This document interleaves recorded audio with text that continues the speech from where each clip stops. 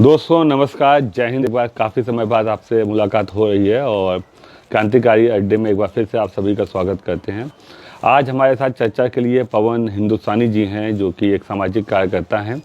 आइए उनसे उनका परिचय प्राप्त करते हैं और जानते हैं उनके बारे में। पवन जी, सबसे पहले तो स्वागत है आपका। नमस्कार कि आप हमारे यहाँ पे आए कार्यक्रम में। हम चाहेंगे कि आप अपना परिचय हमारे व्यूवर्स को दें। सभी दर्शकों को मेरा नमस्कार। मेरा नाम पवन हिंदुस्तानी है और मैं यहीं कानपुर का निवासी हूँ और समाज के प्रति हमेशा समर्पित रहता हूँ।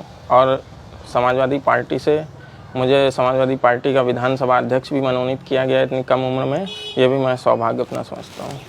पवन जी, अगर बात करी जाए आपके नाम की, तो मैं तो जानता हूँ व्यक्तिगत तौर पे, लेकिन जो आपने अपने नाम के आके ये हिंदुस्तानी, आपको लोग जानते हैं पवन हिंदुस्तानी नाम के, इसकी क्या कहानी और क्यों ऐसा आपने किया?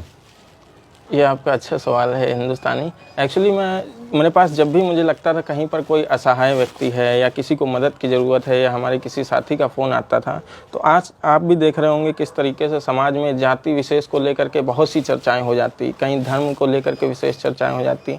तो मुझे लगा धर्म और जाति को हटा करके क्यों ना एक हिंदुस्तानी बना जाए।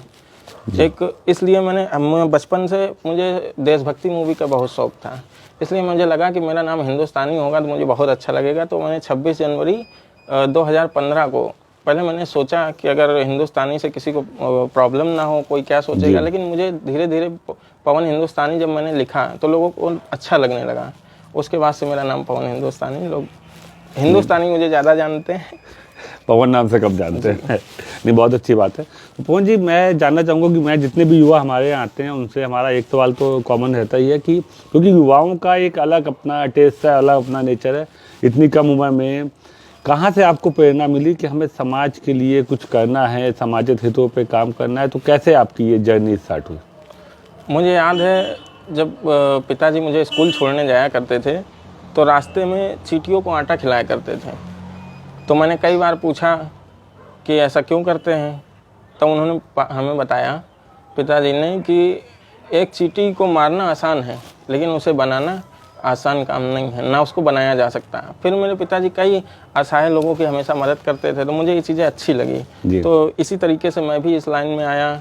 मुझे भी जो है समाज सेवा अच्छी लगी, इसलिए मैं समाज में कार्य करने लगा। मैंने देखा कहाँ पर लोगों को क्या क्या ज़रूरतें हो सकती है, मैं उनकी किस प्रकार से मदद कर सकता हूँ, सहायता कर सकता हूँ। इस तरीके से मैंने ये चीज़ें की। पवन जी, कोरोना काल में मुझे भी लोगों के द्वारा ज्ञात है और आपने काफ़ी लोगों की कोरोना काल में तो बहुतों ने मदद करी, कानून ने बहुतों की मदद करी, कानपुर में सभी लोगों ने, लेकिन आपने भी काफ़ी लोगों की मदद करी। आपने लंच पैकेट बांटे, आपने लोगों को हॉस्पिटल ले गए। तो कैसा था उस समय का माहौल? क्योंकि कोरोना काल से हम लोग निकल के आए, अभी भी लगता है कि कभी आता है कि भाई कोरोना ना आ जाए। तो कैसा माहौल था और कैसे कैसे आपको लोग मिले, कैसे आपने मदद करी? कोरोना काल एक ऐसी महामारी थी जिससे सभी लोग दहशत में थे, यहाँ तक कि कोई घर से बाहर तक निकलने में तैयार नहीं था। सभी लोग डरे हुए थे और इसी दौरान मुझे ये लगा कि अगर सब लोग घरों में रहेंगे तो बहुत से ऐसे लोग भी हैं जिनके यहाँ प्राइवेट नौकरियाँ थीं, जो बेचारे रोज़ के मजदूरी कर रहे थे, उनके पास तो ऐसी चीज़ें बंद हो जाएंगी, फिर वो खाने के लिए कहाँ से लाएंगे। तो मैं किसी तरीके से जब क्षेत्र में गया, एक दो जगह से मेरे पास फ़ोन भी आया कि मदद कर दीजिए, लेकिन मुझे लगा कि एक दो जगह मदद करने से, मदद तो हम सही कर रहे हैं, लेकिन ऐसे एक दो कर करके बहुत सारे लोग होंगे।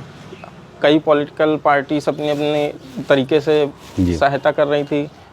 तो मैंने जब आया, मेरे पास यहीं विनायकपुर से फ़ोन आया था कि आ करके कुछ मदद कर दीजिए। मैंने वहाँ पर जा कर के देखा किस तरीके से उनके यहाँ बिल्कुल भी कोई चीज़ नहीं थी। मैं नाम उनका नहीं लूँगा, लेकिन मुझे बड़ा कष्ट हुआ। लेकिन उनके साथ जब मैं और जगह गया तो देखा वहीं पर एक हाता बना हुआ है विनायकपुर में। वहाँ पे कम से कम 150 परिवार ऐसे थे जहाँ पर कोई व्यवस्था नहीं थी, लेकिन वही है कि बिना पुलिस की परमिशन के भी नहीं हो सकता था। तो फिर मुझे लगा कि एक मानव एकता एसोसिएशन NGO है, उनके माध्यम से मुझे परमिशन मिली। फिर हमने अपने कॉलेज के फ्रेंडों और जो मुझसे जुड़े लोग हैं उनकी टीम बनाई, और जो भी पैसे का साधन हो सकता, बिना पैसे के तो कुछ भी नहीं हो सकता था। तो हम लोगों ने छोटी छोटी टीम बना करके आपस में कलेक्शन किया और एक रसोई चलाई। उसके माध्यम से जितने से ज़्यादा फ़ोन आने लगे हम लोगों के पास, हम लोगों ने सोचा अगर नई नई जगह जा करके अगर हम बांटेंगे तो एक दिन तो हम एक आदमी को देंगे, लेकिन दूसरे दिन वो कहाँ से व्यवस्था करेगा। तो हम लोगों ने लगभग 250 से 300 घर बांध लिए तो परमानेंट हम लोग उनके यहाँ सुबह शाम खाना पहुँचाते रहे। जी, बहुत बढ़िया। इसी दौरान कुछ ऐसे लोग भी मिले जो बीमार थे, उनको हॉस्पिटल तक की सुविधा कराई गई। एक महिला प्रेग्नेंट थी, उसको ब्लड की आवश्यकता थी, तो उनको भी हम लोगों ने देखा कि वो बेचारी जा नहीं सकती बाहर, उनके घर में भी कोई नहीं था, तो उनकी हम लोगों ने मदद की, उनको ब्लड भी दिलाया, उनको पुत्र भी प्राप्त हुआ। खैर ईश्वर की कृपा से उनको बधाई भी दी, और इस तरीके से हम लोगों ने क्षेत्र में काफ़ी सहायता की। पवन जी, अब आते हैं मेन मुद्दे पे। जैसा मुझे ज्ञात है कि आप अपने क्षेत्र में सभासद पद के उम्मीदवार हैं, और मेरी शुभकामनाएं पहले ही दे देता हूं कि विजय भी आप होंगे, ऐसी हमारी उम्मीद है। लेकिन एक जो मतलब मैं अपनी व्यक्तिगत बात बोल रहा हूँ, एक वैचारिक होता है कि हाँ चुनाव लड़ना है, क्या करना है, क्या आपने अपने क्षेत्र को लेके, अपनी चीज़ों को लेके कुछ प्लानिंग करी है, या क्या कमियां हैं, या क्या आप चाहते हैं ऐसा जो आपके क्षेत्र में नहीं है? थोड़ा अगर आप डिस्क्राइब करना चाहें। कमियों की बात करें तो कमियां बहुत सी हैं, लेकिन हम किसी को कहना कुछ नहीं चाहते हैं। और समाज के प्रति मेरा जो है हमेशा से लगाव रहा है सोशल वर्क के लिए, लेकिन व्यक्तिगत रूप से सोशल वर्क उतनी अच्छे से नहीं किया जा सकता जितना अच्छे से राजनीतिक मंच के माध्यम से किया जाता है। उससे हमको और भी सुविधाएं मिल जाती हैं। जैसे मान लीजिए सीवर की समस्या हमारे एल सेक्टर में बहुत है। वैसे विनायकपुर वार्ड 54 से मेरी चुनाव की तैयारी चल रही है, तो वहाँ पर सीवर की समस्या कई वर्षों से है और वहाँ पे समाधान नहीं हो पा रहा। कई एप्लीकेशनें गई, कई लोग आए, उसका समाधान नहीं हुआ। तो ऐसे क्यों नहीं समाधान होते हैं? इन चीज़ों को लेकर के हम आगे इस पे कार्य करेंगे। पार्षद बनने के बाद अगर मुझे विजयी मिलती है, लोगों के दिलों से प्यार मिलता है, तो मैं सबसे पहले तो क्षेत्र में सीवर लाइन की समस्या है, पार्कों की व्यवस्था बहुत ख़राब है जी। बच्चों के खेल कूद के लिए यहाँ पर झूलों की कोई व्यवस्था नहीं है, पानी की बहुत बढ़िया व्यवस्था है, सफाई की बहुत बढ़िया व्यवस्था है।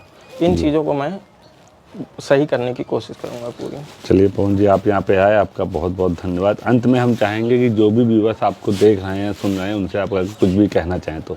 उनसे हम यही कहना चाहेंगे कि जिस तरीके से मैं जब सोशल वर्क में आया तो अकेला था, कम उम्र में मैंने काफ़ी साथियों को जोड़ा। आज हमारे पास कम से कम 500 साथी ऐसे हैं कि जैसे कहीं पर भी आवश्यकता पड़ जाती है तो वो बिना मेरे भी खड़े होकर के किसी की मदद कर सकते हैं। आप लोगों से यही चाहेंगे कि जो भी आपके अगल बगल या कहीं पर भी असहाय है या ज़रूरतमंद है, उसकी मदद करें। यदि नहीं कर पा रहे हैं तो आप हमसे संपर्क भी कर सकते हैं, इस चैनल के माध्यम से भी हमसे संपर्क कर सकते हैं। जहां मेरी ज़रूरत होगी हम आपके साथ खड़े होंगे। पवन जी, आप यहाँ पे आए, आपका बहुत बहुत धन्यवाद। और उम्मीद है कि ऐसे ही आपसे हमारी मुलाकात होती रहेगी, समाज के लिए कुछ बेहतर होता रहेगा। एक बार फिर से बहुत बहुत धन्यवाद। आप हैं पवन जी, जो कि काफ़ी युवा हैं और काफ़ी सक्रिय हैं सामाजिक क्षेत्र में। आपको ये एपिसोड कैसा लगा ज़रूर बताएं। अगर आपके आसपास भी ऐसे लोग हैं जो कि समाज हित के लिए कुछ करना चाहते हैं या उसके कार्य क्षेत्र में हैं, तो हमें बताएं, हम उन्हें ज़रूर अपने कार्यक्रम में बुलाएंगे और आपसे उनको रूबरू कराएंगे। ये एपिसोड आपको कैसा लगा ज़रूर बताएं। अगले एपिसोड में मिलते हैं, तब तक के लिए जय हिंद, जय भारत, नमस्कार।